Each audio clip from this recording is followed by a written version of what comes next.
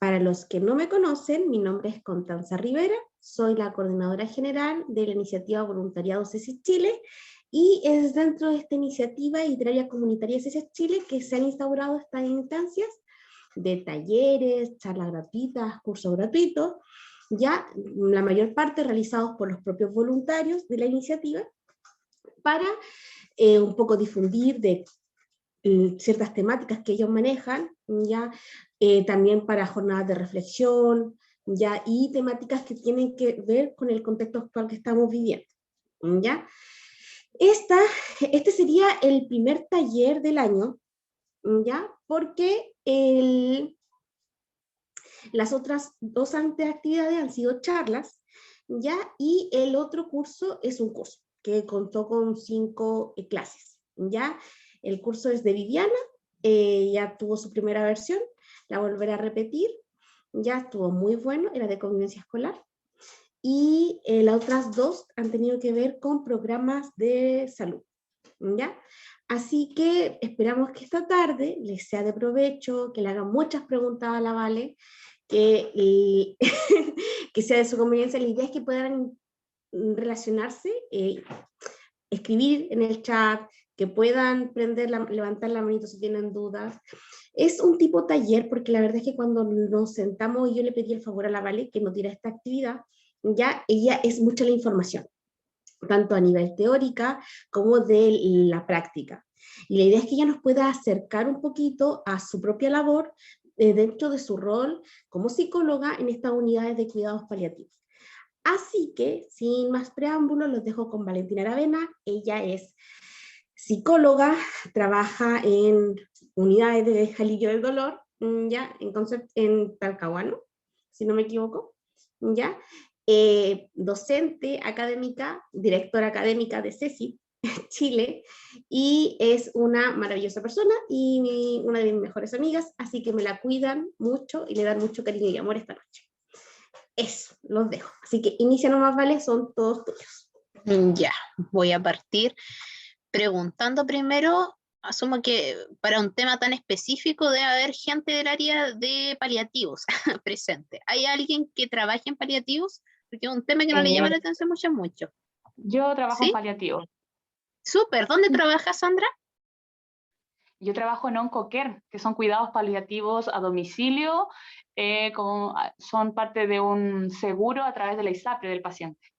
Súper, ya, tenemos a alguien ahí.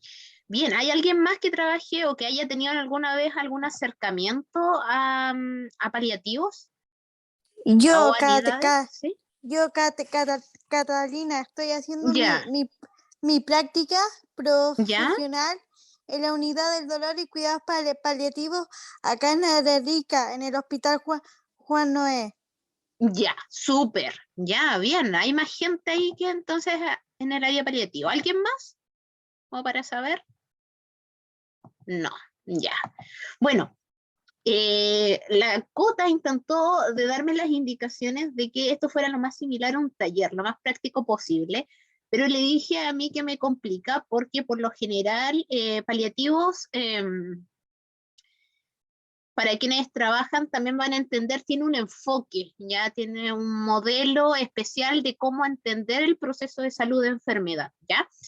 Y que desde ahí yo creo que es importante explicarles un poco, aunque sea brevemente, de dónde nació y cuáles son un poco como el corazón de esto, ¿ya? A ver, voy a ir avanzando. Yo voy a ir avanzando, yo soy re buena para hablar, quienes ya me conocen, así que si hay alguna intervención, ya sea pregunta, comentario, lo que sea, mientras la pueda responder, voy a responderlo, si no quedará pendiente, pero la idea es que también se sientan con la libertad de escribir o prender el micrófono nomás directamente, ¿ya? El primer tema que vamos a ver es de los cuidados paliativos en contexto del Programa Nacional de Alivio del Dolor, del Cáncer y Cuidados Paliativos, ¿ya? Voy a explicar un poquito de las leyes que igual sostienen el modelo porque explican un poco el por qué los cuidados paliativos en Chile funcionan de la forma en que funcionan, ¿ya? Y por qué hablo del cáncer, siendo de que hace poco, el 21 de marzo, se aprobó la ley de cuidados paliativos universales, por fin. Pero ¿por qué hablo mucho más de esto? Es porque en un origen y lo que se ha desarrollado, al menos en Chile, cuidados paliativos ronda en torno a lo que es cáncer, ¿ya? antes de hablar de cuidados paliativos, es importante que les presente la fundadora, por así decirlo. Algo similar a cuidados paliativos se estuvo realizando durante la Edad Media en los hospitales, por ejemplo, ahí incluso medievales, en los cuales personas que ya estaban con enfermedades terminales iban a ser atendidos muchas veces por religiosas por lo general, y que eran acompañados hasta el proceso de su muerte muchas veces porque también estas enfermedades no tenían tratamiento, no sabían, enfermedades que hoy en día sí lo tienen. Pero en su tiempo, la persona una vez que se enfermaba de esto, se asumía de que iba a fallecer porque no había tratamiento curativo. ¿Ya? Entonces eso sería como lo más primitivo en cuidados paliativos. Pero paliativos, al menos el movimiento moderno, proviene del movimiento hospice, ¿ya? Que es gracias a esta señora que está acá, que es Cicely Saunders, ¿ya? Cicely Saunders da de cierta forma, y su hospice, o sea, el modelo que propone, da respuesta a las preguntas que le dejé acá. Y es que, ¿qué pasa cuando una enfermedad no se puede curar? ¿Ya? Es una pregunta no menos importante porque durante mucho tiempo, una vez que se estaba abocado muy a lo recuperativo, ¿no? Esta idea de que había que intervenir de la forma que fuera con tal de mantener viva a la persona, y es muchas veces el modelo que prima en la salud al día de hoy, ¿ya? Es posible a la persona llenarla de máquinas con tal de preservar su vida por una mayor cantidad de tiempo, la gente está dispuesta a hacerlo, ¿ya? Y es un movimiento que se ha mantenido muchas veces en muchos planteamientos de cómo entender la salud. Y esa sería la primera pregunta: ¿qué pasa cuando una enfermedad no se puede curar? Otra respuesta que dio respuesta a Cicely Saunders, o que intentó darlo, es cuál es el rol de los profesionales entonces, ya sean médicos, enfermeras, psicólogos, kinesiólogos, trabajadores sociales, porque eso también nos pregunté si hay de otras profesiones. ¿Qué respuestas damos desde nuestro rol profesional a estas personas que tienen una enfermedad que es incurable? Porque pareciese ser que la medicina está para recuperar, ¿no? Y una vez, da la intención de que una vez que no se puede recuperar a la persona y la persona va a fallecer, es como que, bueno, nos cruzamos de brazos y no hacemos nada y la persona fallece, simplemente, como asumiendo de que, bueno, no hay nada más que hacer, habrá que dejar que fallezca, o está la otra visión de intervenir hasta el último momento, ¿ya? Y la otra pregunta es de si se puede morir acompañado profesional. ¿Ya? Es decir, que una persona muera, fallezca, siendo igualmente atendido por estos profesionales que antes, al parecer, cuando la enfermedad ya no era curativa, al parecer como que los dejaban solitos en una pieza y dejaban que fallecieran. Cicely Saunders, ella es una persona bien inquieta, le voy a resumir su historia, pero ella ejerció como enfermera en hospitales, ¿ya? Y siempre se sintió particularmente atraída por las personas que estaban al final de vida, más que nada del sufrimiento de los moribundos, ¿ya? Ella se dedicó mucho tiempo a trabajar en esto, en los hospitales, y dentro de esa historia ella también tuvo alguna relación un poco media amorosa, de ahí un paciente polaco, que también tenía una enfermedad terminal, y ella, de cierta forma, fue su inspiración, esta experiencia que tuvo con este ser amado en fin de vida, para ella desde su profesión inspirarse.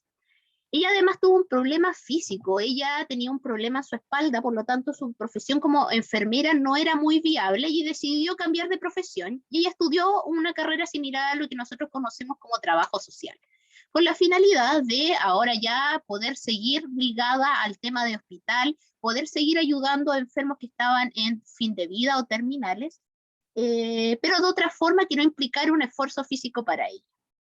En este andar, ella fue desarrollando, averiguando cómo podían reducir el sufrimiento, el dolor y los malestares en pacientes que estaban en etapa terminal o con los cuales ya se considera que su enfermedad era incurable.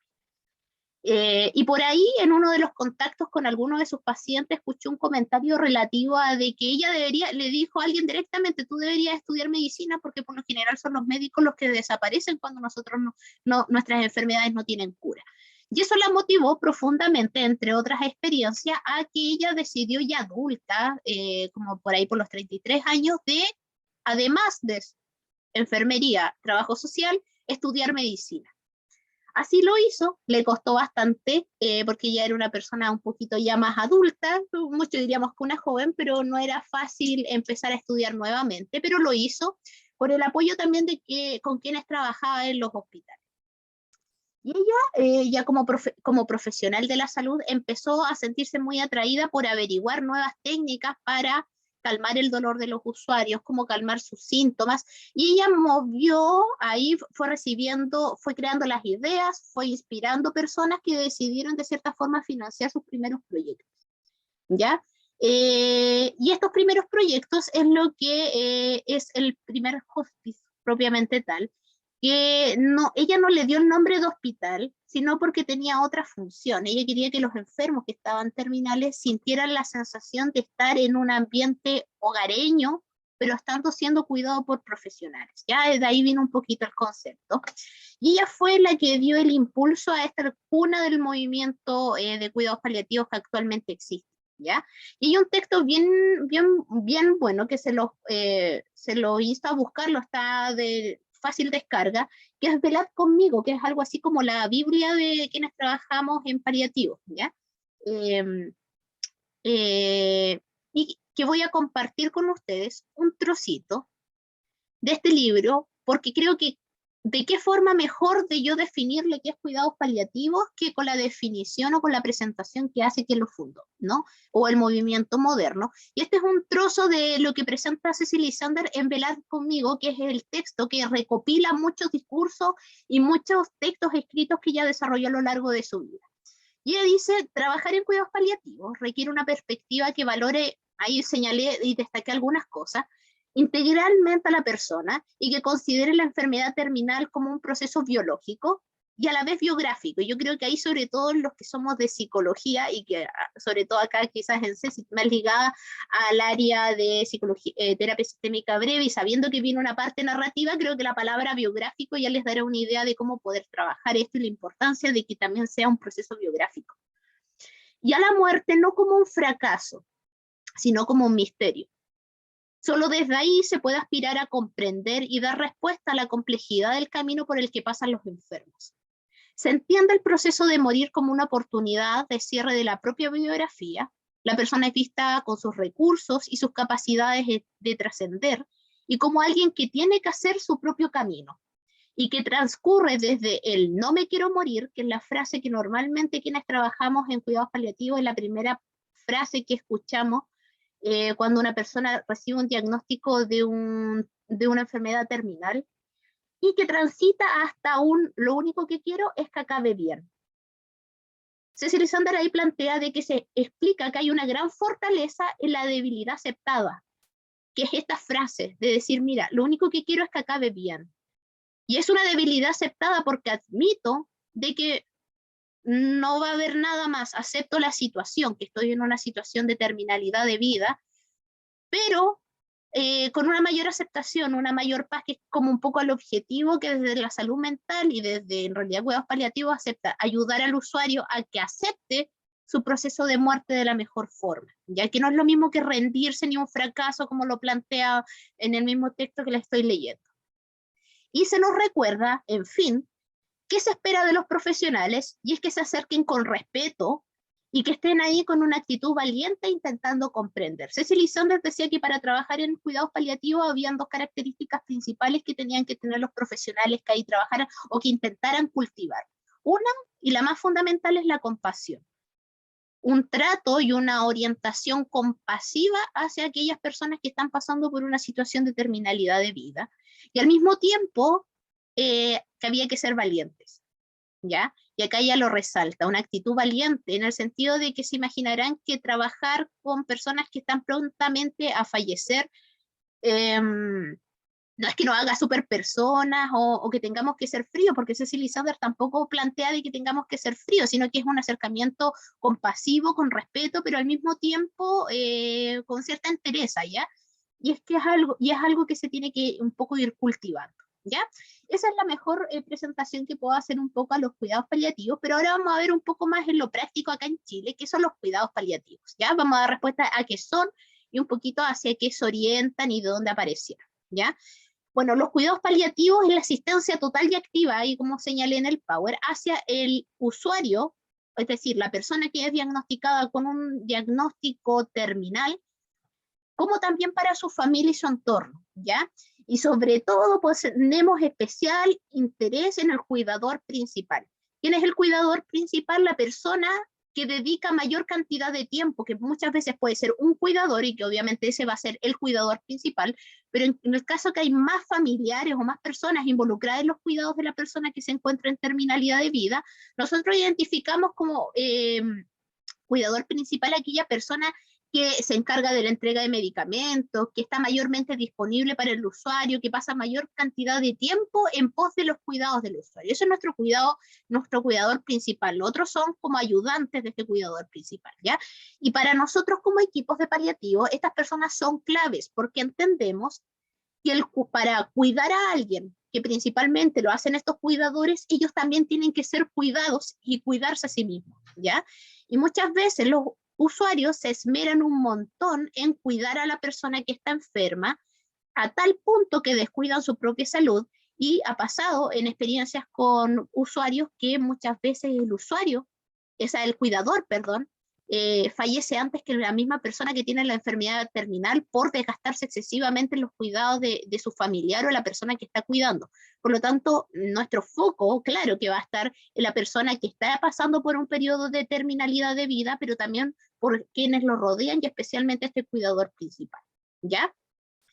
Somos un equipo multidisciplinario, de varios profesionales, al menos las unidades en la cual trabajo yo, que es la unidad de alivio del dolor y cuidados paliativos del Hospital Higueras, está conformado, por ejemplo, con médicos, con enfermeras, técnicos, kinesiólogos, químicos farmacéuticos, nutricionista, trabajadora social, psicólogo, y la secretaria, ¿ya? Todos ellos conforman, y el conductor, que es vital, porque comprenderán que en cuidados paliativos son reducidos aquellos usuarios que pueden ir al hospital. La mayoría de las veces nosotros los vamos a visitar, porque muchas veces recordemos que cuidados paliativos acompaña al usuario hasta que fallece. Por lo tanto, cuando hay una situación de agonía o preagonía, somos nosotros quienes nos desplazamos al hogar de la persona para prestar los cuidados que requiere, ¿ya? Por lo tanto, el conductor es de vital importancia para nosotros también. Es un equipo que aparece justamente cuando ya no hay esperanza curativa de un diagnóstico, ya cuando de cierta forma ya se hizo todo lo terapéuticamente posible y se da cuenta de que la persona o no reaccionó al tratamiento o que la enfermedad ya está muy avanzada como para hacer una cirugía o poder hacer algún otro tipo de tratamiento, ¿ya? Y el objetivo esencial del tratamiento en paliativos ya no es alargar la vida de la persona, ¿ya? Y eso es importante, porque ahí vamos a ir viendo otro elemento más adelante, y es que la intención de cuidados paliativos no es esmerarse en mantener a la persona viva, ¿ya? Porque eso ya pasamos a un concepto del cual les voy a hablar, que es ensañamiento terapéutico, ¿ya?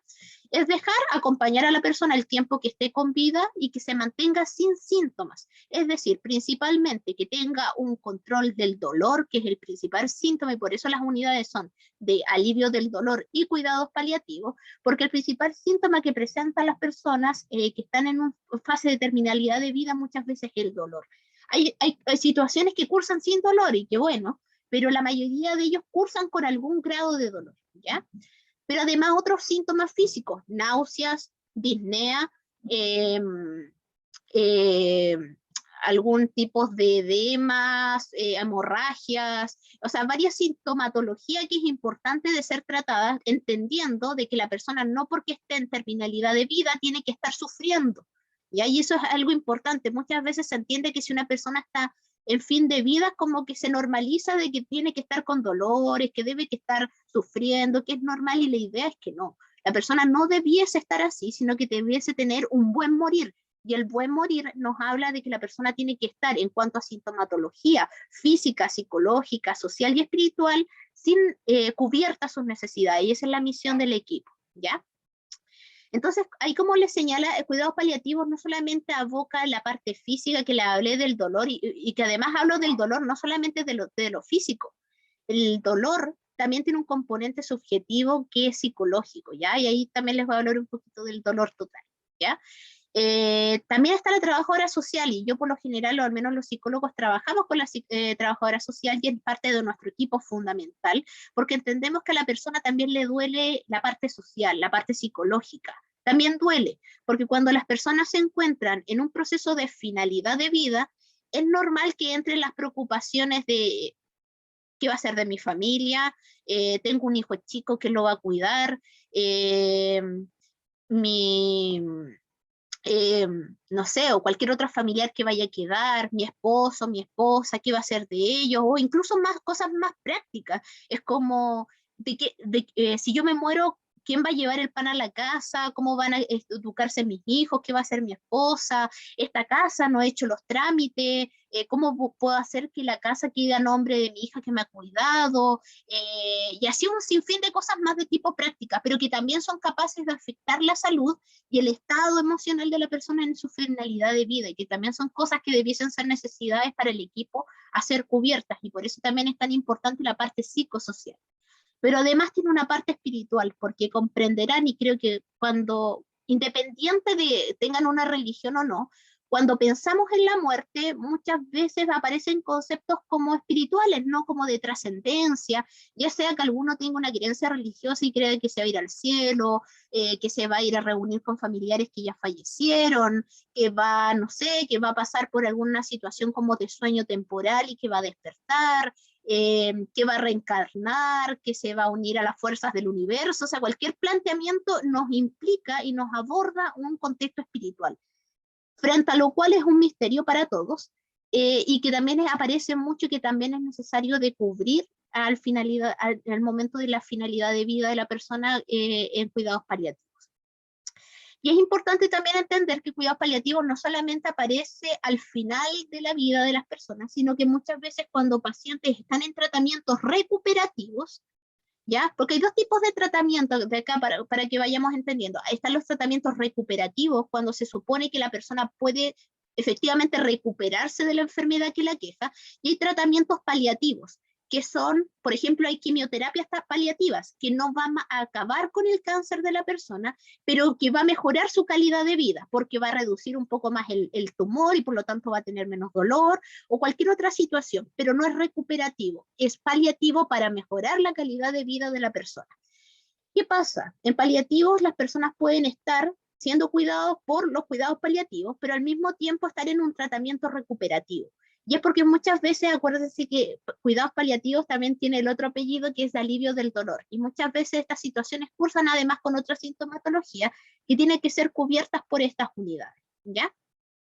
Entonces puede estar cuidados paliativos como tratamiento complementario, pero también como tratamiento principal. Y es tratamiento principal cuando efectivamente ya no hay ningún tratamiento recuperativo para la persona y solamente nos vamos a abocar al control de síntomas, ¿ya? Si alguien quiere hablar, interrumpe, no hay ningún problema, ¿ya? Ahora vamos a ver qué buscan los cuidados paliativos, y coloqué esta imagen muy intencionadamente porque esto es lo que busca cuidados paliativos, que es el buen morir. No sé ustedes, pero si a mí me preguntan cómo desearía yo morir si me enterase que estoy en una situación de terminalidad de vida, es como la imagen de abajo.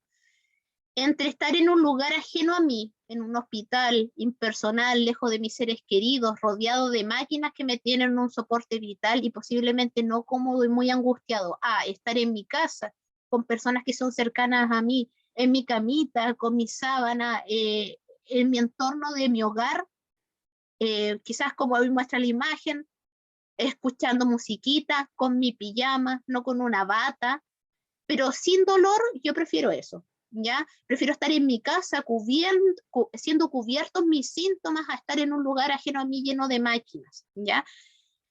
Esta es la esencia de cuidados paliativos, ¿ya? El enseñar y el cuidar a las personas en sus hogares, buscar el buen morir, entendiendo que el buen morir no necesariamente y por lo general no se da en los establecimientos hospitalarios, sino se da en el contexto del usuario, donde está cómodo en su hogar, en lo que para él es significativo, con las personas que lo rodean.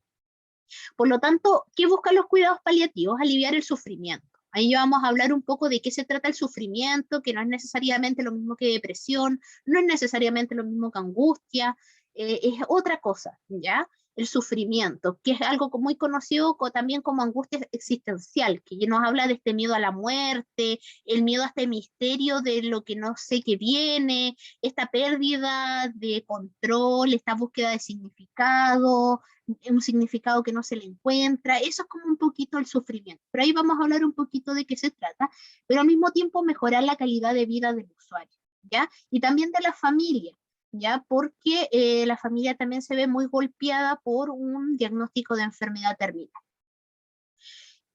También, ahí como les señalé, también busca cuidados paliativos integrar los aspectos psicosociales y también espirituales, ¿ya? Entendiendo que es necesario para dar un buen atención a los cuidados de nuestro usuario, tener una visión holística de las personas, ¿ya? Y sobre todo las personas en terminalidad de vida también se acercan a cosas espirituales, ¿ya? Porque es de cierta forma esto misterioso, se encuentra un poco las respuestas refugiadas en estos tipos de fe, ¿no? Ahí le marqué, y es porque muchas veces la gente tiene la idea de que cuidados paliativos busca apresurar la muerte, o que intenta aplazarlo. La verdad es que cuidados paliativos deja que el proceso se haga como se tenga que realizar. No apresuramos la muerte con los medicamentos ni con las intervenciones, y tampoco intentamos que la persona viva hasta el último momento haciendo un ensañamiento terapéutico. Lo que vemos en la primera imagen, en la imagen de arriba de que ustedes pueden ver, ese es un ensañamiento terapéutico posiblemente, ¿ya? Que ahí posiblemente la persona ya está por fallecer, pero hay un montón de tratamientos sumamente invasivos que se hacen a la persona con la finalidad de mantenerlos vivos, muchas veces aceptados por los familiares, ¿ya? Y muchas veces por los usuarios, pero ojo, a veces los usuarios se someten a un montón de tratamientos por la motivación de la familia de que haga hasta el último esfuerzo por mantenerse vivo, ¿ya? Pero muchas veces también hay un deseo de descanso. Me atrevería a decir que la mayoría de los usuarios que llevan un largo periodo de cáncer tienen una intención ya de descansar, ¿ya? O de una enfermedad terminal. Hay que apoyar también cuidados paliativos, buscar apoyar a la familia durante el proceso de enfermedad, desde que se diagnostica, pero también presta atención hasta el duelo, ¿ya? Cuando nuestros usuarios fallecen, cuidados paliativos sigue a cargo de los familiares que quedan, ¿ya? Para ofrecer atención duelo, porque también está dentro de estos cuidados, entendiendo, y muchas veces le damos una tranquilidad bastante grande a los usuarios, de decirle, yo por ejemplo le digo, mire, señorita, no sé, señora Juana, usted esté tranquila, que cuando usted fallezca, yo voy a seguir acompañando a su hijo, a su hija, para que la penita que le vaya a provocar su partida pueda ser acompañada. Yo la voy a estar acompañando, vamos a ir viendo el proceso, yo no lo voy a dejar solo. Eso muchas veces es un gran alivio a las personas para aceptar su muerte un poco más tranquilo, porque muchas veces lo que le angustia a la persona que está por fallecer es que va a ser de los que quedan vivos.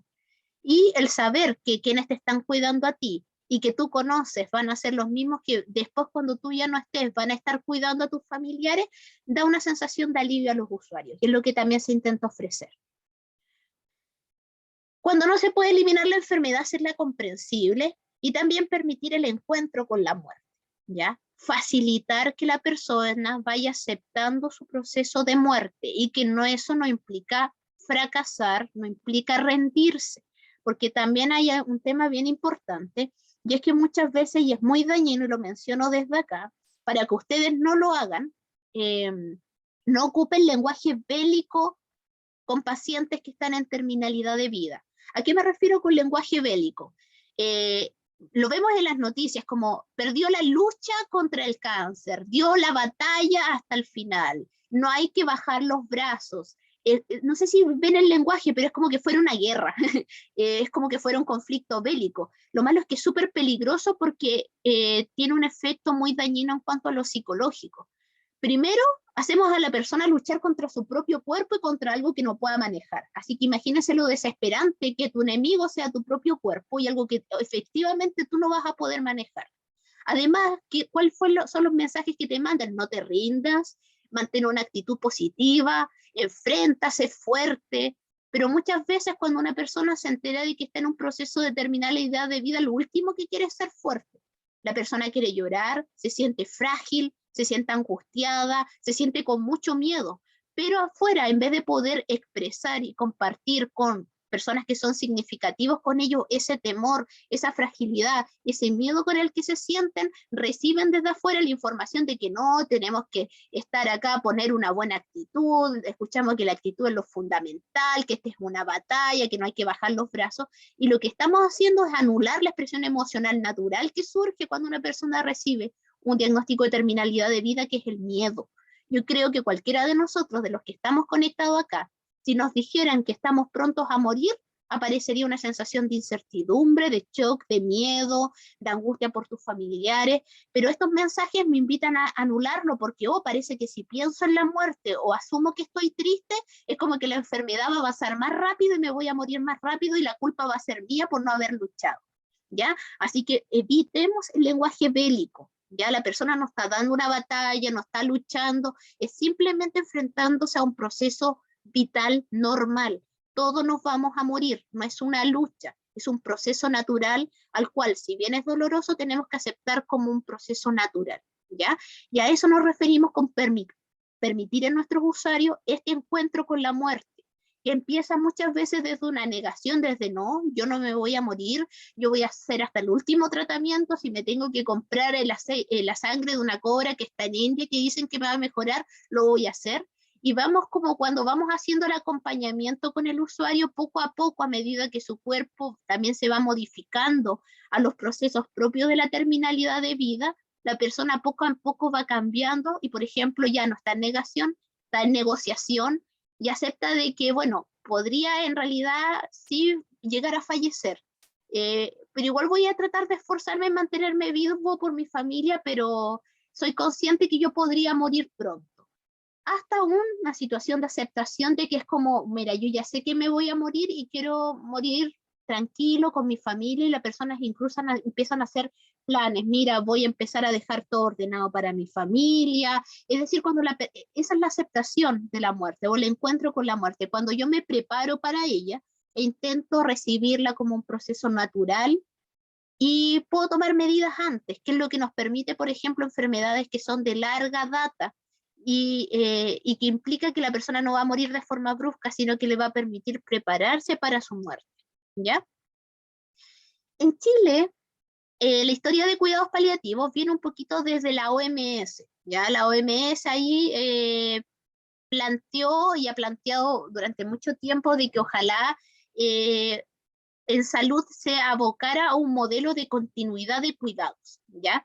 Se refiere tanto de acompañar a la persona a lo largo de su ciclo vital, ¿ya? Desde que nace hasta que fallece, y ahí es donde aparecen cuidados paliativos, porque antes estaba hasta que nacía, hasta que la enfermedad se declaró incurable, y como que los equipos de salud es como, chao, nos vamos porque acá no hay nada que hacer. No, continuidad de cuidados implica que hasta ese momento yo continúo cuidando a mi usuario, y al mismo tiempo en los diferentes niveles, ¿ya? En APS, atención primaria, secundaria, terciaria, que hay una continuidad en todos estos lugares donde haya un cuidado que se mantenga, si es que la persona está hospitalizada, si es que está en su hogar, y que al mismo tiempo sea coordinado por estos diferentes niveles de salud, ¿ya?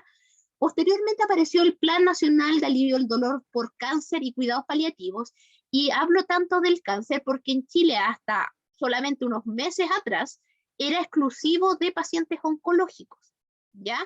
Que además, acá como señalé, a través de ser patología GES, recibían atención en estas unidades, ¿ya?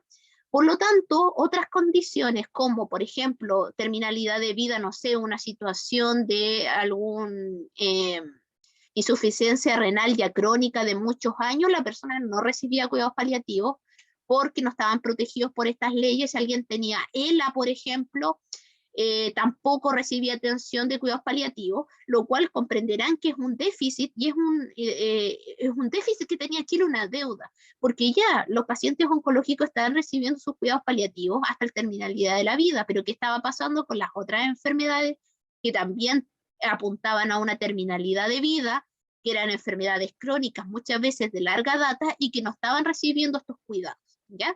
Y es así como después de un tira y afloje eterno, a través de la ley 21.375, que se aprobó el 21 de marzo del 2022, aparecen los cuidados paliativos universales, donde entran, por ejemplo, enfermedades como el Alzheimer, el ELA, insuficiencias de cualquier tipo que ya están avanzadas y con una cronicidad, ya sea insuficiencia respiratoria, algunas enfermedades pulmonares, etcétera. ¿Ya? Y que implica que ahora estos cuidados, estas unidades de cuidados paliativos que antes solamente se abocaban a pacientes oncológicos y que se preocupaban de su buen morir, ahora también se van a abocar al resto de patologías que tienen una terminalidad de vida.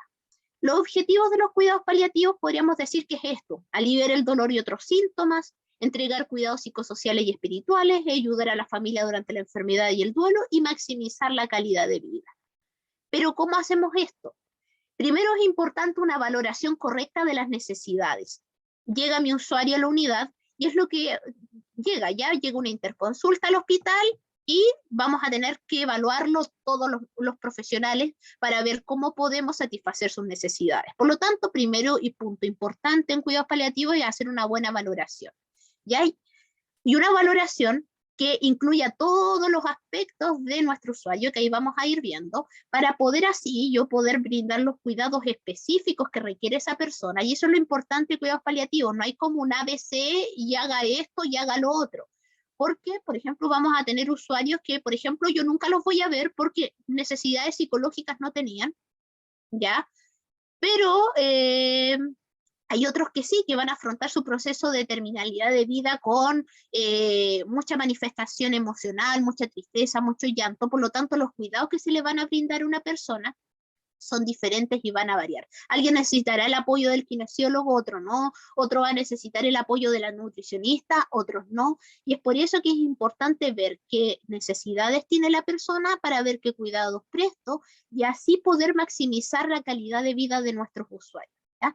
Entendiendo que no porque estén en terminalidad de vida tienen que vivir mal, ¿ya? Quiero que se saquen esa idea de que la persona que porque está en una terminalidad de vida tiene que estarlo pasando mal, sufriendo dolores y malestares, porque no es así. Hay medicamentos para poder controlar síntomas, hay profesionales que pueden ayudar en las diferentes áreas que están causando malestar, por lo tanto siempre se puede hacer algo. Las estrategias de cuidados paliativos son aliviar el dolor, educar en el autocuidado tanto al usuario como a la familia. Ya les dije que para nosotros es importante el cuidado también de la familia, control de síntomas molestos, apoyar en la parte psicosocial y espiritual y continuar con los cuidados en el hogar, entendiendo que es mejor que el usuario esté en su final de vida en su casa con su gente, con sus síntomas completamente controlados, a que esté en un hospital. Y que por lo tanto parte de los cuidados paliativos es que a medida que la persona va deteriorándose más, el equipo vaya capacitando a los familiares para que ellos puedan prestarle los servicios a su ser querido, que muchos dirán, oye, pero es súper comprometedor para ellos, pero no, fíjense que desde el área de salud mental facilita el duelo, el saber que yo como hijo le hice curaciones a mi mamá, que yo aprendí, siendo quizás súper cobarde, aprendí a ponerle tratamiento subcutáneo, aprendí a pasarle la morfina, que yo podía cuidar y limpiarle la parte de la que tenía, no sé, estaba ostomizado y aprendí a cambiarle la bolsita. Eso genera, cuando ya hay un proceso de duelo, facilita el duelo, porque está la sensación de que como ser querido, di todo lo que pude. Por lo tanto, también es bueno que como profesionales de salud capacitemos a los familiares en cómo apoyar a su familiar. Y desde la parte de la psicología también, enseñarle a la persona cuál es el proceso normal por las que pasan a nivel emocional las personas en el duelo, guiarlos, cómo hablarle, normalizar cosas. Hay cosas que son normales que pasan frente a un paciente terminal y que no son señal de un problema de salud mental. Por ejemplo, algo muy común que pasa en personas que estén en cuidados paliativos es que las personas empiecen a buscar, a valorar el silencio, que les molesten los ruidos, que busquen espacios para estar a solas, se alejan un poco de la familia. La familia esto lo interpreta muchas veces con angustia, van a la unidad y dicen, hoy mi mamá o mi papá estoy tan preocupado porque creo que está entrando en depresión porque se está alejando, ya no pasa tanto tiempo con nosotros. Y la verdad es que ahí parte de la misión del equipo es explicar que esto es normal, Nosotros evaluamos de todas formas, porque hay situaciones que ya son extremas, que no son normales y que hay que intervenir, pero es normal que la persona bajo estas situaciones vaya prefiriendo pasar un tiempo solo, porque comprenderán que la persona en su mente tiene que ir evaluando lo que le está pasando, entender que está en un proceso de terminalidad de vida, armar, planificar, por lo tanto van a requerir un tiempo en silencio y un tiempo solo para poder procesar lo que también emocionalmente les está pasando. Por eso es la continuidad de los cuidados en el hogar. Muchas veces algunos familiares sienten, no, es que el hospital se quiere desentender de mi familiar. No es eso. Entendemos que es vital importancia que para la persona sea cuidado por sus familiares por los beneficios que trae para el mismo cuidador como para la persona cuidada, porque es mejor que también que me cuide un ser querido, que me haga ser un ser querido, a que lo haga una persona ajena a mí, que si bien conozco y el kine y la enfermera son súper amorosos, pero no es lo mismo que mi mamá, que mi hermano, la persona que me vaya a estar cuidando, que para mí es significativa. Y acá finalmente, ¿cuál es el rol del psicólogo dentro de los equipos? ¿Ya? Ahí como les dije, ahí me faltó la secretaria de la unidad me tiraría las orejas, pero son bastante profesionales los que conforman la unidad. Están los médicos, están las enfermeras, las técnicos en enfermería, que son como la primera, por así, barrera, y que es importante y genial que ellas estén súper bien capacitadas, porque cuando llegan los usuarios es la primera carita que ven, las primeras personas con las que tienen contacto, y es fundamental que ellas tengan características especiales, que en nuestra unidad, al menos de la que yo hablo, tienen excelentes características, son muy acogedoras, son resolutivas, por lo tanto es bastante útil. También está el kinesiólogo, no solamente por la recuperación de la movilidad, la parte respiratoria es de vital importancia también, la entrega de órtesis, bastones, ayudas técnicas, prótesis, corsé, sillas de rueda, burritos y los diferentes implementos que la persona vaya necesitando, entendiendo que también hay un deterioro de lo físico. También la nutricionista, que es de vital importancia por la parte obviamente nutricional, sobre todo cuando son patologías en que implica la parte de alimentación. Muchos usuarios terminan alimentándose a través de ondas nasogástricas u otro tipo de vía de alimentación no oral, por ejemplo, cáncer que son al esófago o bien en la parte de la cara y que implica o dificulta que la persona tenga problemas de deglución y no pueda comer.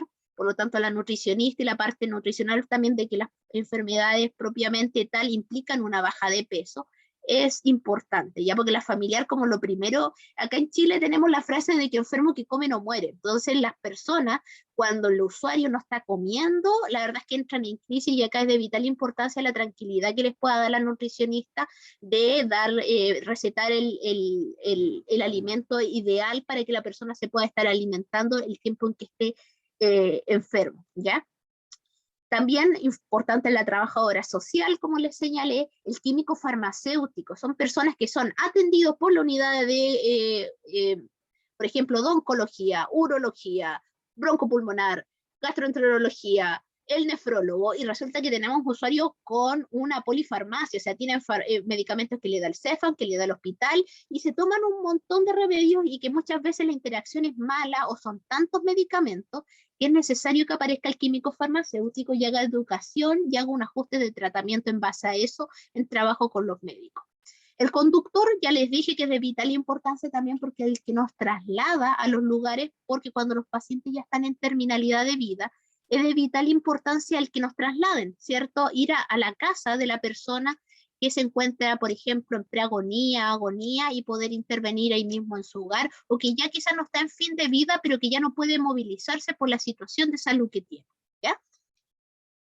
Por lo tanto, la gran cantidad de profesionales se deba de que justamente se tratan de abarcar absolutamente todas las necesidades que tenga el usuario en ese momento, ¿ya? Y acá están algunos de los roles del psicólogo, ¿ya? Primero y obviamente está el brindar apoyo psicológico al usuario y a su familia en todas las etapas, diagnóstico, tratamiento, si hay algún periodo libre de enfermedades, que hay personas que por algún momento sus enfermedades se estancan, dejan de ser progresivas y se estancan o presentan pequeñas mejorías, igual hay que estar. Si hay recidiva también y si ya está en final de vida también. A eso me refiero con la continuidad del cuidado. ¿ya? Y que sobre todo el psicólogo en paliativo está en este periodo de la recidiva y en el final de vida. También potenciar las estrategias de afrontamiento, y eso es algo que trabaja el psicólogo. Muchas veces personas ante estas situaciones utilizan estrategias de afrontamiento que no son las mejores, como por ejemplo la negación. La negación es útil y casi buena en el inicio de la enfermedad. Esta reacción de no puedo creer que me voy a morir es casi natural, es adaptativa, pero si se presenta o se mantiene por una mayor cantidad de meses, estaríamos hablando que este afrontamiento de negación va a ser dañino para la persona, ya para su bienestar y su calidad de vida. También, por ejemplo, el uso de sustancias, la no adherencia a los tratamientos, también serían estrategias de afrontamiento que no son muy buenas y que es parte del psicólogo ayudar a la persona a buscar otras estrategias de afrontar esta situación que le sean un poquito más adaptadas a sus propias características y a lo que sería mejor para la persona, ¿ya? Y también para la familia, porque la familia de la misma forma que entran en proceso de negación, aceptación, ira o cualquier otro tipo de reacción, la familia también lo hace. A veces tenemos pacientes que están súper asumidos que van a fallecer y aceptan su proceso de muerte, pero la familia está en completa negación, ¿ya? Y se esmeran y son muy demandantes de la unidad, de que no, que hay que hacer este tratamiento y que vamos a probar con la inmunoterapia y que después voy a traer un medicamento que está en China, que está en fase experimental para que se sane, y eso también a la larga también implica muchas veces un desgaste, y a veces nuestros mismos usuarios que están en completa aceptación de que van a fallecer y aceptan su muerte, se ven muy angustiados por la reacción de su familia. Por lo tanto, es importante evaluar las estrategias de afrontamiento de nuestro usuario, como también las estrategias de afrontamiento de la familia. También es importante y será importante el orientar al equipo de nuestros colegas, orientar al equipo. ¿A qué me refiero? Por ejemplo, yo tengo mi primera evaluación con una familia, con un usuario. Es importante, por ejemplo, si yo encuentro que una persona, en la evaluación me di cuenta de que es una persona que por su forma de funcionamiento hay que permitirle cierta autonomía, que hay que negociar con él. Yo en la reunión de equipo le voy a decir, mira, este usuario está dispuesto a, por ejemplo, a someterse a un tratamiento, a hacer esto, pero hay que negociarlo, es racional, hay que explicarle el porqué del tratamiento, el por qué sí y el por qué no. Hay otras personas que quizá en evaluación yo me doy cuenta que son personas que le gusta el trato un poco paternalista, que le gusta que los demás tomen decisiones por ellos. Entonces yo le voy a decir al equipo, mira, esta persona prefiere de que se le diga qué tenga que hacer antes que ellos tomen las decisiones. Entonces también es parte del rol del psicólogo entender cómo es el funcionamiento de la persona y indicarle a los profesionales de la unidad cómo va a ser más fácil trabajar con él o con ella, ¿ya? Para que puedan ajustar su forma y su trato. ¿Ya? Entonces también somos un nexo, ¿ya? También parte del psicólogo es evitar el burnout, tanto en sí mismo como en el resto del equipo, ¿ya? Cuidados paliativos se consideran equipos de alta exigencia dentro de los hospitales por el tipo de pacientes que ven, ¿ya? Acá quizás las chicas que me dijeron que ya tienen algún tipo de acercamiento hacia los pacientes oncológicos entenderán, pero quienes no, imaginen estar todos los días con usuarios que van a fallecer pronto, la carga emocional que implica, ya el estar constantemente viendo personas llorando, ya sea porque ellos tienen cáncer o alguna enfermedad terminal y van a fallecer, porque son sus familiares, porque no saben qué hacer, porque tenían esperanza que el tratamiento los recuperara y no. Entonces es un desgaste emocional importante, y es importante para el psicólogo también cuidar su propio autocuidado y a sus compañeros también de trabajo, ¿ya? Y por eso también las unidades, idealmente, y por eso el cuidados paliativos se debe trabajar en equipos, ya donde se comparta esto, se hable de las personas que fallecieron. Por ejemplo, en la unidad en la cual estoy, todos los fines de mes se hace una ceremonia donde se recuerdan a todos los usuarios que fallecieron, y si alguien quiere hablar con referente a un caso en particular, se permite, porque se entiende de que hay casos que te van a afectar más. Si es un usuario que estuvo años en la unidad hasta que falleció, posiblemente a ti te va a afectar y te va a dar pena al menos el hecho que haya fallecido, te va a preocupar su familia, qué va a hacer de ellos después, porque compartiste un periodo de tiempo con ellos, ¿ya? Por lo tanto, a eso también es importante el rol del psicólogo dentro de estas unidades. También la idea es que los psicólogos vayan desarrollando investigación, ¿ya? Y por ejemplo, ahora los psicólogos que trabajamos en cuidados paliativos estamos con el desafío de estudiar y ver cómo ayudamos a personas que ya no solamente tienen patologías de cáncer terminal, que era lo que abocaba a cuidados paliativos, sino a otras enfermedades terminales. ELA, por ejemplo, yo estoy viendo cómo puedo ayudar a personas que están con ELA con insuficiencias que vienen de años. En realidad los cuidados de fin de vida son los mismos y las necesidades son los mismos, pero también es importante que yo vaya viendo como profesional que trabajo en esa área cuáles son las características de la enfermedad, qué síntomas tienen, para yo también poder ajustar mi forma de intervención a las necesidades especiales que va a tener esa persona según el diagnóstico que tiene. Por eso es importante el mantenerse investigando con referente a las situaciones y en cuidados paliativos. También disponer de asistencia espiritual, ¿ya? Es parte del psicólogo también dentro de este rol, aunque también esto lo cumplen todo el resto del equipo, ¿ya? De darle la importancia a la asistencia espiritual, notar que si, por ejemplo, el usuario está muy angustiado y profesa alguna religión y quiere que alguien vaya, no sé, a rezar con él, a orar con él, o la situación que sea, hacer visible esa necesidad, hablar con las familias si se pueden contactar. En el hospital muchas veces hay instituciones religiosas que prestan ayuda, ver la posibilidad de contactar que vaya un pastor, algún hermano, diácono, la situación que sea, un sacerdote, a prestar también atención religiosa, entendiendo que es una parte de esta visión holística del usuario importante también de atender. También el impulso y coordinación de actividades complementarias. Algo que se hace también en las unidades, por ejemplo, que ahora con el tema de la pandemia se dejó de hacer en la unidad en la cual estaba, es de que había un taller de manualidades para los usuarios, donde participaba la psicóloga de la unidad en ese momento, con también las enfermeras, y hacían manualidades, y muchas veces era un elemento importante, porque a veces quienes iban a estos talleres, por ejemplo, eran personas que no tenían grandes redes de apoyo, entonces se vinculaban con otras personas que estaban pasando por su misma situación de terminalidad de vida, compartían sus miedos, y además guiado y supervisado por profesionales en una actividad recreativa de hacer manualidades, entonces promovían incluso otros espacios, transformaban el hospital, que muchas veces es algo tan adverso, tan desagradable para personas que tienen que irse a hacer tratamientos, que el examen, que la ansiedad que genera el hospital, que el ir al hospital a hacer manualidades era darle otro giro a ese contexto, ¿ya?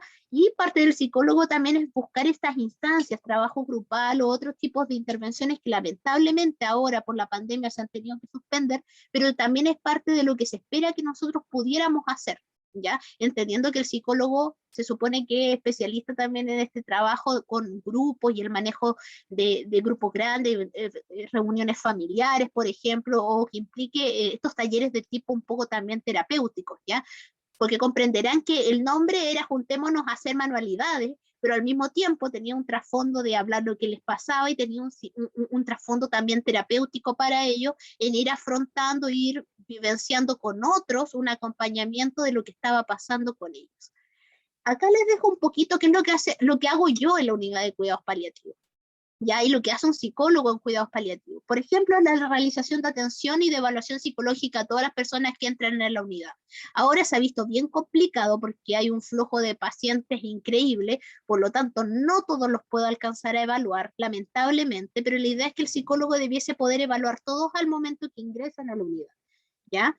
También hacer atención psicológica y de seguimiento a aquellos casos que ustedes detecten en la evaluación que la persona va a requerir ayuda, ya sea porque tiene una estrategia de afrontamiento inadecuada, porque está en negación, porque está presentando mucho miedo, mucha rabia, mucha ira, o sea, cualquier elemento de salud mental que nosotros detectemos como posiblemente peligroso, hacer un seguimiento a esos casos, o de personas que vayan a necesitar un mayor acompañamiento, simplemente quizás porque no es que tengan un afrontamiento inadecuado, sino porque quizás no tienen redes de apoyo. Ustedes ven, mira, esta persona no tuvo familia, muchos amigos no tiene, o con quien conversar lo que le está pasando, es una persona que aunque quizás no esté en un proceso de sufrimiento, yo le voy a dar un acompañamiento por esa situación, ¿ya? También realización de atención a los cuidadores, como ya les señalé, a familias enteras también. También se hace atención preduelo y duelo a los familiares de los usuarios. Esta atención duelo y preduelo aparece cuando nuestros usuarios son detectados como que ya están empezando su proceso de fin de vida. Porque quiero explicar que porque una persona esté terminal no quiere necesariamente decir que va a fallecer mañana. Tenemos usuarios que en la unidad llevan como 10 años, ¿ya? Y no han fallecido aún y siguen estando en la unidad. Por lo tanto, cuando se pesquisa que una persona ya está entrando en terminalidad de vida porque su enfermedad está progresando ya, será importante empezar esta atención preduelo de ir con la familia, explicar que está aumentando y que está avanzando el deterioro de la enfermedad, que es importante ahora ir haciéndonos a la idea de que la persona posiblemente, el ser querido, va a fallecer, prepararnos para ello, si hay algo que hacer, decisiones que tomar, si necesitan ayuda para poder comunicar esta situación a otros miembros de la familia, cómo comunicárselo al mismo usuario, el hecho que su enfermedad está progresando, el psicólogo tiene que estar ahí para ayudar.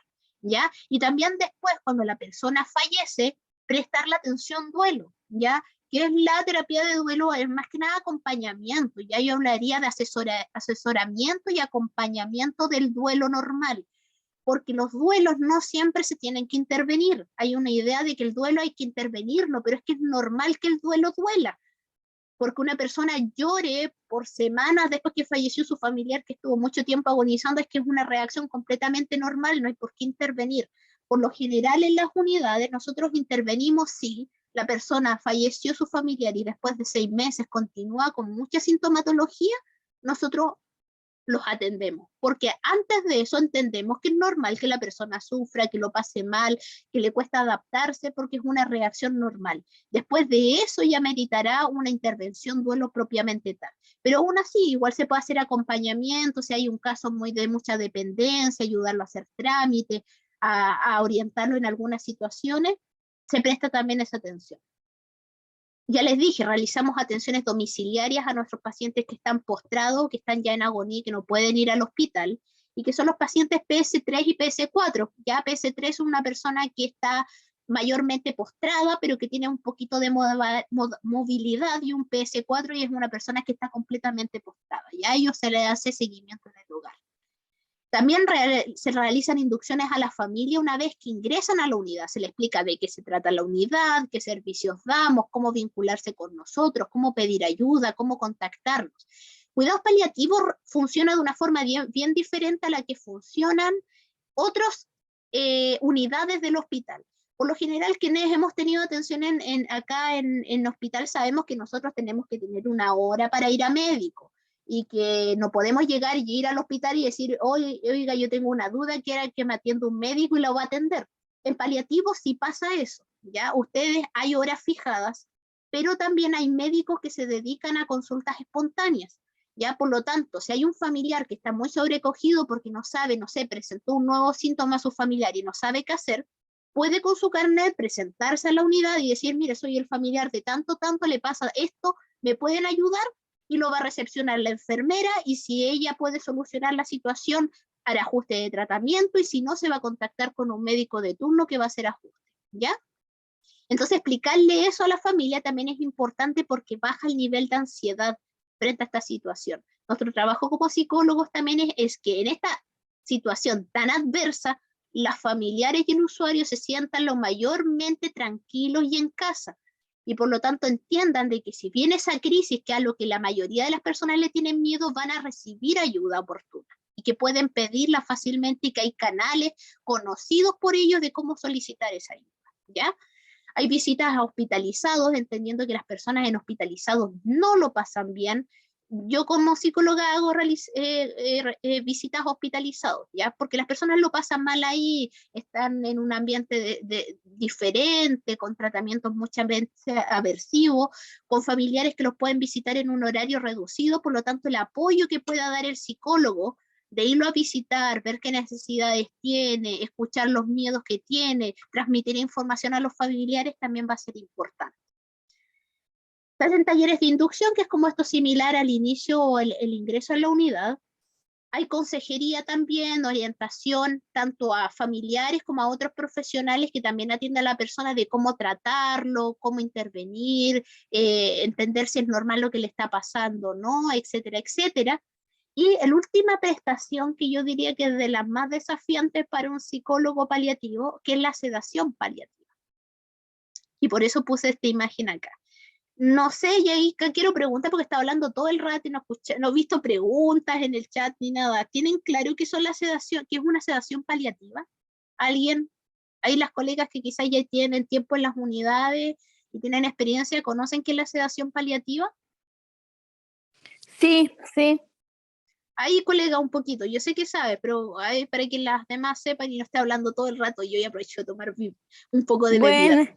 Bueno, bueno, yo llevo un mes en la unidad, y lo que los colegas como me transmiten del acompañamiento en el proceso de sedación es cuando ya no hay nada más que hacer, no hay nada más que hacer y no hay nada dentro del alcance médico. Entonces el médico paliativista toma la decisión de dormir al paciente para que no sienta más dolor.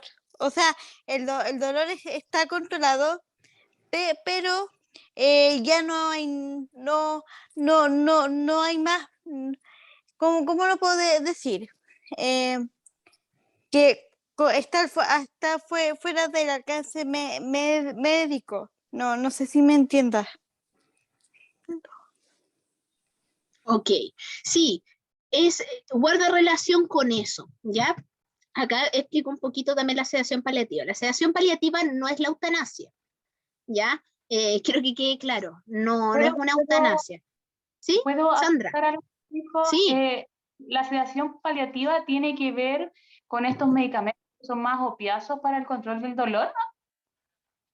Acá ahí voy a explicarle un poquito, sí, si es con medicamentos que son un poquito más fuertes, ¿ya?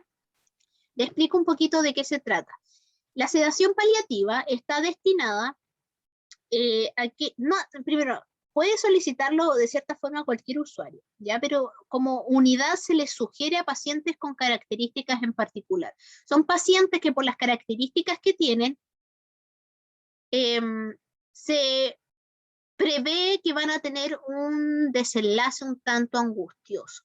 Ejemplo, una patología que implica, por ejemplo, que la persona va a tener múltiples hemorragias, personas que van a fallecer con disnea, que es la falta de aire, ya sobre todo quizá en cáncer pulmonar, que sabemos que la persona va a sentir cómo se está ahogando y es una muerte bastante angustiosa, o que tiene una situación de dolor bastante intensa, quizás como un cáncer a los huesos, óseo, o cualquier otra situación que amerita que el desenlace va a ser bastante complicado, ¿ya? Por lo general a esas personas se les ofrece, ¿ya? Se les dice, mira, te ofrecemos la sedación paliativa. ¿Y qué es la sedación paliativa? Es, de cierta forma, dormir a la persona. Ya no es matarla, no acelera ni retrasa el proceso de muerte, simplemente que la persona entre en un estado de conciencia menor, y es como que estuviera durmiendo, porque constantemente una maquinita le va a estar pasando una cierta cantidad de medicamentos o opioides para mantenerlo dormido, y por lo tanto la persona va a fallecer sin experimentar y sin ser consciente del dolor, sin ser consciente de que está, por ejemplo, con una hemorragia, sin ser consciente de que está ahogándose, y por lo tanto pueda tener un buen morir, una muerte tranquila, tanto para ellos mismos como para sus familias, porque para una familia vivenciar que tu familiar está muriendo ahogado por falta de aire es una situación súpermente angustiante. Yo creo que cualquier persona que haya visto a una persona fallecer por falta de aire por disnea, lo va a recordar hasta el último momento de su vida porque es una situación sumamente angustiosa, incluso si tú no conoces a la persona. Entonces se le ofrece esta sedación. El tema es que no es una decisión del médico. El médico lo propone, ¿ya? El equipo lo propone, pero tiene que estar de acuerdo siempre el usuario. El usuario verbalmente tiene que decir que está de acuerdo con que se le realice una sedación paliativa. Y la familia también, idealmente, también tiene que estar de acuerdo, es una conversación. Y por eso mismo, cuando se prevé que a una persona va a tener un desenlace un tanto complicado, se le empieza a plantear esto un poquito desde antes, para que lo vayan considerando y cuando llegue el momento se tome la decisión. Eso con referente a la sedación paliativa, ya que no es lo mismo que eutanasia, es simplemente que la persona va a estar durmiendo y es reversible, ¿ah? No es que una vez que yo le hago una sedación paliativa, la persona no la voy a poder volver a despertar. Basta que le quite los medicamentos y la persona va a volver a reaccionar completamente. Ya no implica que sea una reversibilidad. Bueno, ¿qué valoramos? Habíamos dicho que dentro de lo que hacía el psicólogo tenía que haber una evaluación, ¿cierto? Una valoración importante, integral de lo que le pasaba a la persona. Y esta valoración está en, como siempre, que hay una empatía, una escucha activa, preguntas adecuadas en espacios de silencio, o sea, preguntas adecuadas y espacios de silencio. Comprenderán que acá no podemos estar como papagayos porque todas las preguntas que nosotros realicemos van a invitar a la persona a reflexionar, porque hablar sobre tu posible muerte no es algo que yo te vaya a dar una respuesta rápida de sí, no. Entonces tienes que ser un poquito tolerante a esta incertidumbre que de repente nos desespera del silencio de nuestro usuario, ¿no? También tiempos de reflexión. Ya, yo a veces le dejo algunas preguntas a mis usuarios y le digo, mira, piensa con referente a esto, nos vamos a ver en 2 semanas y quiero saber tu respuesta o qué conclusiones llevaste. Invitar a la reflexión porque es un proceso normal. ¿Ya? Y apoyo emocional siempre, es importante que la persona te sepa que vas a estar ahí, ¿ya? Y es por eso la importancia también de los cuidados, ¿ya? No sabes la tranquilidad que es para las personas saber que hasta el proceso en que fallezcan tú vas a estar ahí. Y se cumple. Hay personas que ingresan a la unidad y llegan caminando y yo les digo que los voy a estar acompañando hasta el último momento. Y efectivamente se cumple que yo los voy a visitar en su proceso de agonía y después hago los acompañamientos de duelo. Y se cumple, ¿ya? Estuve desde el momento en que ingresó a la unidad, estuve en su agonía y estuve hasta que falleció, con sus familiares posteriormente. Cuando nos referimos a una valoración total de los cuidados que hay que hacer, esto yo pretendería que son a grandes rasgos la valoración que uno tiene que hacer. Antecedentes generales de los usuarios, evaluar los antecedentes laborales y sociales, ver sus redes de apoyo. Algunos me los voy a saltar porque corresponde más a los médicos, pero por ejemplo en lo laboral, ver qué estaba trabajando, qué actividad realizaba, es pensionado o no, será algo importante saber si trabajamos con la trabajadora social, porque por ejemplo si una persona joven, sería importante para ellos dejar segura, por ejemplo, a su familia, ver la posibilidad de gestionar una pensión por invalidez, etcétera, ¿ya? Ver si tiene redes de apoyo, quienes lo acompañan. Si pareciese que no tiene a nadie, ayudar a la persona a vincularse con sus vecinos. No sé, le decimos, no sé, vaya viendo qué vecino es de confianza, pásele una copia de sus llaves por si a usted le pasa algo, la persona lo puede acompañar, lo puede ayudar, etcétera. Antecedentes médicos, esa parte ya la voy a saltar un poco porque es más de los médicos, la parte no tanto psicológica, antecedente, enfermedad oncológica en la familia. Acá hay un tema importante, el conocimiento del diagnóstico y el pronóstico. No asumamos que todos los usuarios conocen su diagnóstico y conocen su pronóstico. Diagnóstico es saber, yo tengo cáncer, yo tengo ELA, o sea, qué enfermedad tengo y en qué etapa. Pronóstico es saber si esto me va a llevar a la terminalidad de vida pronto, en 2 años, en 3 meses, quizás no poniendo un número, ¿ya? Porque de hecho en Chile es súper dañino esto de saber el tiempo, ya no es como en las películas gringas, que la persona se entera que tiene 3 meses de vida y se gasta todo y se va a un crucero y viaja por el mundo y aprovecha sus 3 meses de vida. La verdad es que eso es como una realidad media gringa, porque lo que pasa acá en Chile es que la persona se entera que tiene 3 meses de vida y se angustia mucho.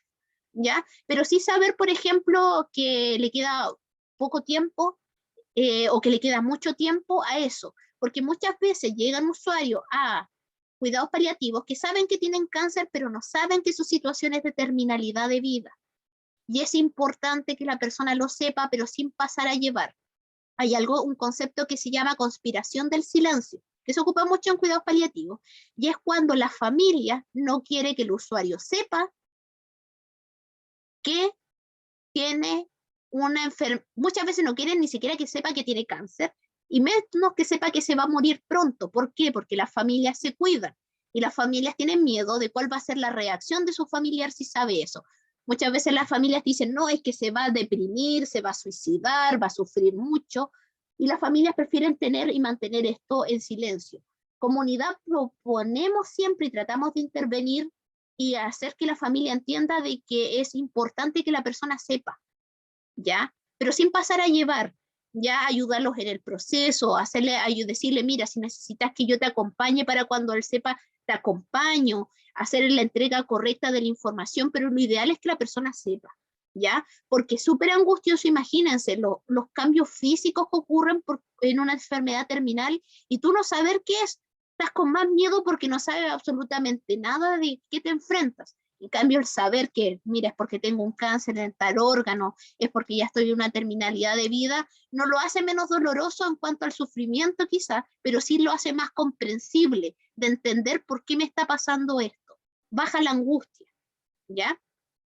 También se conoce la historia farmacológica, se lo ve un poco el químico, conocer la situación familiar y los cuidadores, quién es el cuidador, quiénes son las personas que están más junto a la persona, que les prestan los principales cuidados, etcétera.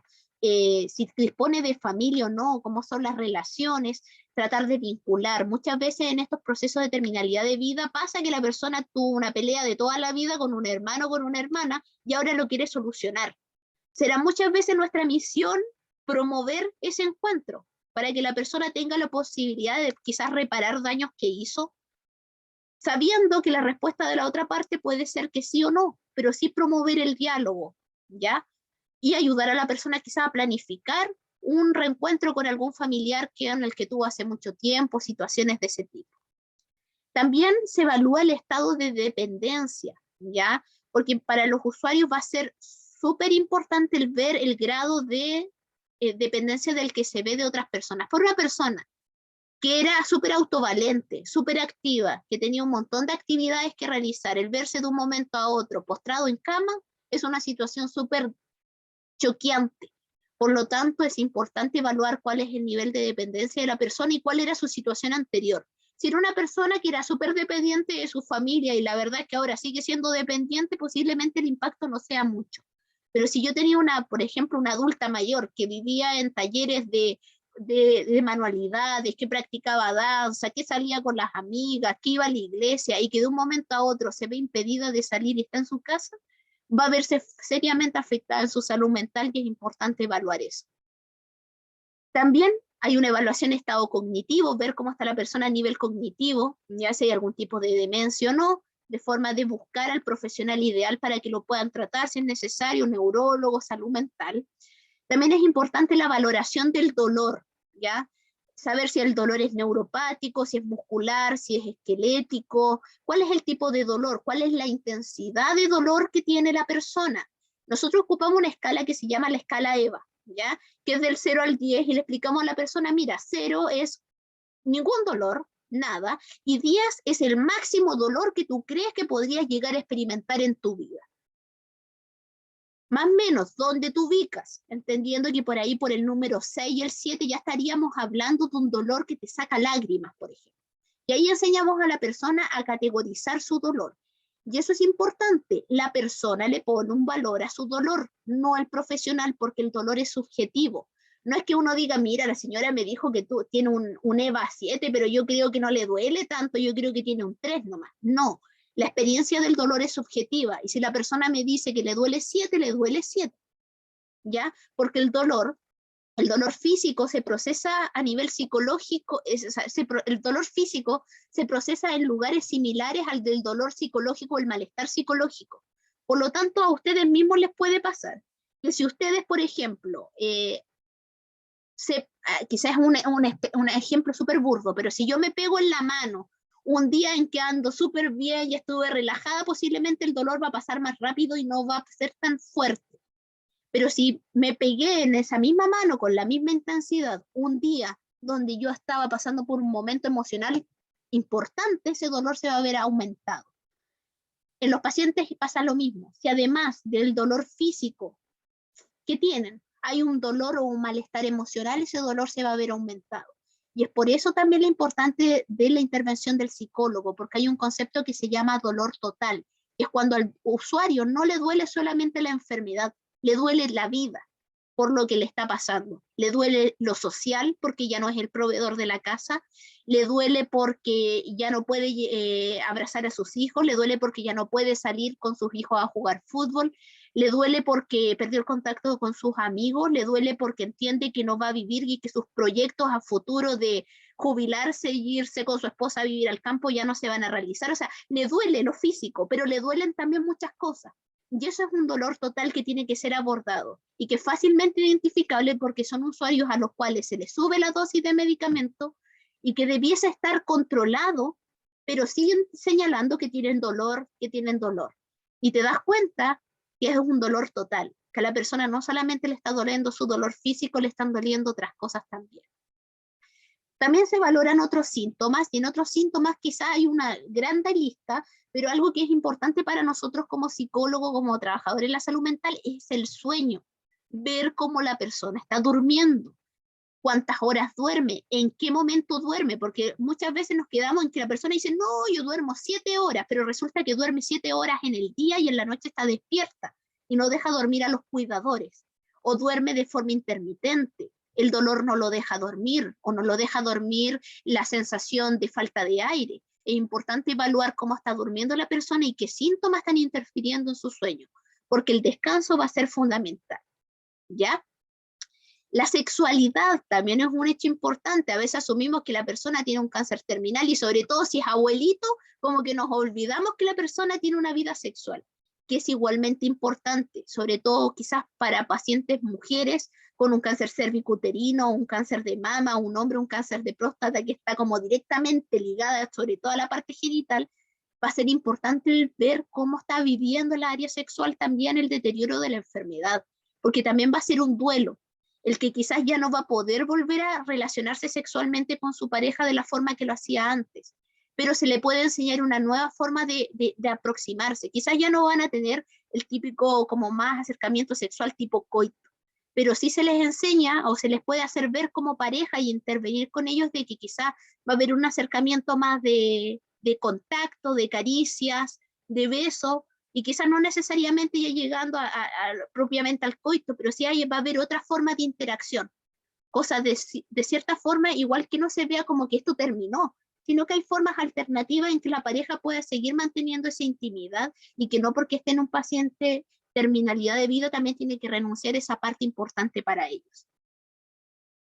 También la parte de la dimensión ya más espiritual y también la parte de las creencias, ya evaluar qué cree la persona, qué piensa sobre la muerte, si piensa que hay una trascendencia o no, también será un tema importante de evaluar, ¿ya? Esto es un poquito, esto se lo voy a pasar después porque es un poquito de los que le hablé. Voy a pedirle ahí a Cota que a los inscritos les envíe esto porque está un poquito más explicado lo mismo que les conversé acá, pero ya para ir cerrando un poquito.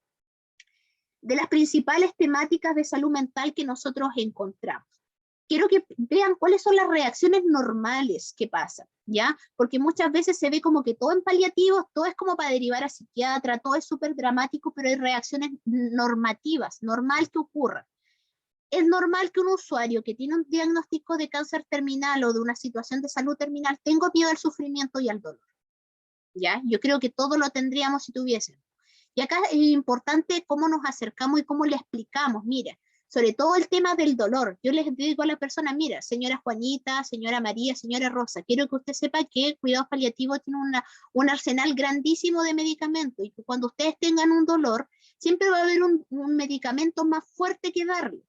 Siempre va a haber algo más fuerte. Y es así. Yo le digo, mire, podemos llegar hasta la sedación paliativa. Usted no tendría por qué tener dolor. Si usted siente dolor, llámenos, se va a hacer un ajuste de tratamiento, se va a agregar otro medicamento, pero usted no tiene por qué tener dolor, ¿ya? Esa es una forma fácil de intervenir y no es falso. Siempre hay medicamentos, hay muchos mitos de que el cuerpo se acostumbra a los medicamentos, que los medicamentos opioides te hacen mal, que se pueden volver adicto, y la verdad es que no, son mitos. Una persona que tiene dolor no se va a hacer adicto a un medicamento para el dolor porque su cuerpo está reactivo a absorber los medicamentos. Siempre va a haber algo más fuerte que dar en cuanto al dolor, siempre va a hacerse un efecto de ajuste de tratamiento. Y la verdad es que, claro, si yo me tomo 80.000 paracetamol, posiblemente me pueda dañar algún órgano, pero la verdad es que si estoy en una terminalidad de vida, es mejor el beneficio de no tener dolor al pequeño impacto que a la larga me pudiese provocar en algún otro órgano, ¿ya? También hay un miedo a la agonía larga. Las personas, por lo general, lo típico que las personas dicen, yo me gustaría morir en el sueño y ni enterarme que me morí. Por lo tanto, las personas tienen ese mismo miedo, miedo a una agonía larga, a dar, no solamente por vivenciar su deterioro largamente, sino por los efectos que su familia también puede tener. Pérdida de control de las situaciones de su capacidad física y psicológica, al darse cuenta del deterioro de su propio cuerpo. Miedo a una muerte próxima, a la gente le da miedo que su tiempo de término de vida sea muy pronto, ya sobre todo cuando está en esta sensación de que hay muchas cosas pendientes. Temor por el efecto de su muerte en sus familias cercanos, miedo a que mi hijo va a morir, que mi esposa va a morir, que se van a quedar solos, que qué van a hacer sin mí, que quién va a proveer, que cómo van a estudiar mis hijos. Es un miedo normal que las personas tengan y es importante que nosotros también sepamos acoger ese miedo y empezar en la planificación. Perfecto, señor Juan. Si usted tiene miedo de qué va a pasar acá, veamos cómo puede gestionar una pensión, veamos un retiro de fondos. Ahora está el tema de que los pacientes terminales pueden hacer un retiro de fondos en la AFP, lo contacto con la trabajadora social, trabajemos en eso, hagamos un plan. Si la casa no es suya y todavía no ha hecho los trámites legales, perfecto, lo acompaño para que veamos. Preparar a la persona para que cuando su muerte llegue, sepa que dejó todo arreglado, que dijo las cosas que tenía que decir, que su familia va a poder estar de la mejor forma. La pérdida de rol en diversos contextos. También es normal y que duela, que yo ya no soy la dueña de casa que atiendo a mi familia, que ahora parece que mis hijos y mi esposo me tienen que atender a mí, porque yo no me puedo levantar de la cama, que yo ya no soy el que lleva las cosas al hogar, que yo ya no soy el hijo que ayuda a mi mamá, sino que mi mamá nuevamente me tiene que estar cuidando a mí porque estoy enfermo. La pérdida de rol es importante, y yo era un profesional brillante que tenía un largo futuro, y no, ahora soy una persona que está enferma, que ya no puede seguir trabajando, que antes yo era una persona súper activa y que ahora me veo limitada y no lo puedo hacer. Es un temor fidedigno y es normal que ocurra, pero también hay que abordarlo. También la pérdida de la autonomía, que es un poquito también de lo que habíamos hablado, de que ahora voy a necesitar ayuda de otros, y pucha que les duela a las personas el tener que buscar ayuda de otros. Ya el no ser capaz, por ejemplo, incluso de bañarse, de ir al baño por sí mismo, de requerir que alguien te vea el cambio de sonda, que te ayude con la colostomía, es un impacto importante para muchas personas.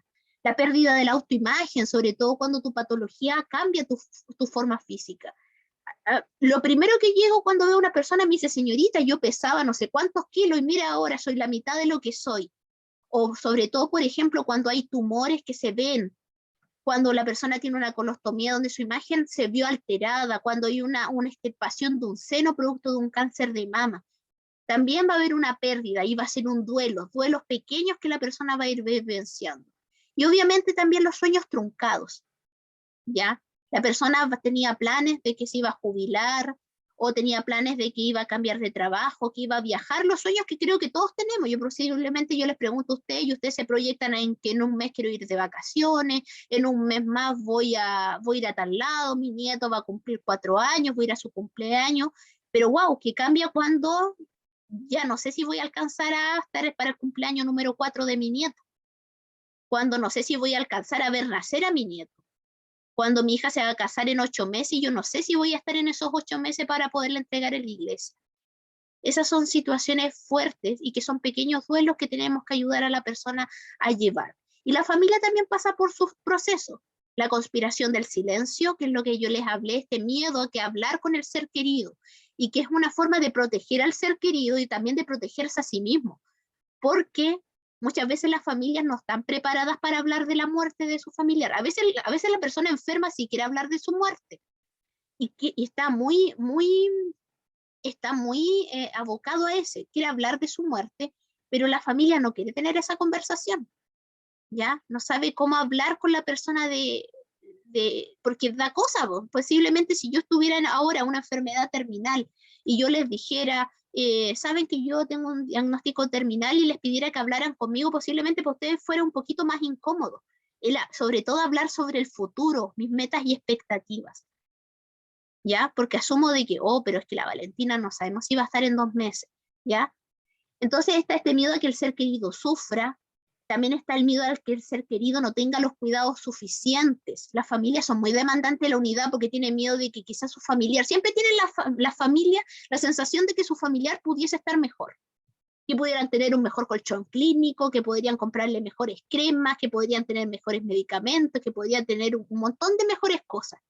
Pero la verdad es que muchas veces, aunque tengan lo mejor de lo mejor, el desenlace va a ser igual. Y es importante que la familia entienda, mire, con lo que tiene en los cuidados es suficiente, ¿ya? Y ir negociando eso, dale a entender que el esfuerzo que están haciendo es suficiente. A veces no lo es, y ahí es importante intervenir. Mira, es mejor que haga esto otro. Muchas veces, si socialmente no tienen el dinero para ver algo, el hospital podemos ayudarlo a gestionar, no sé, un colchón, y así sí darle esa situación para que esté mejor. Pero si ya lo tienen todo, es importante bajar la ansiedad y que la familia entienda que está haciendo todo lo posible. También está el miedo a no estar cuando el familiar fallezca. Ese es un miedo, y ahí está el complejo del cuidador, que no es capaz de ir a comprar el pan y que va corriendo porque tiene que estar ahí cuidando, que nadie puede cuidar a su familiar mejor que ellos, porque nadie lo va a hacer mejor, ¿no? Porque nadie va a cambiarle la sonda igual que yo, porque nadie le va a dar la comida igual que yo, porque se le pueden olvidar los medicamentos, porque puede tener un dolor, y los cuidadores se apoderan de la persona enferma. Es importante que se tranquilicen, que la persona aprenda y se autocuide, que se dé un día para ir al centro y que quede a cargo de otra persona, por ejemplo, y que lo haga tranquila, que no lo abandonó. Bajar esa ansiedad en los cuidadores también es importante para mantener su calidad de vida, porque si bien tienen que cuidar, también tienen que cuidarse. Y estar todo el día en pos de cuidado es deteriorante, ¿ya? Acá es importante, como un poquito les comentaba, entender que la enfermedad es una crisis, y que esta crisis obligará a las personas a tener una percepción de qué se trata, ¿cierto? De qué se trata esta crisis. Esto también les señalé un poco, es normal también que en un inicio hay un proceso de shock, que la persona quede con esta sensación de cuando recibe el hecho de que va a fallecer pronto, una sensación como de incredulidad, ¿ya? Pero que es normal, ¿ya? Siempre que dure un periodo breve, yo estaría hablando de semanas, un mes, hasta que la persona ya vaya aceptando, mutando alguna otra reacción con referente a la enfermedad. Y pueden aparecer diferentes reacciones emocionales también un poco desbordadas. Puede aparecer un poquito de ansiedad, depresión, porque va a haber una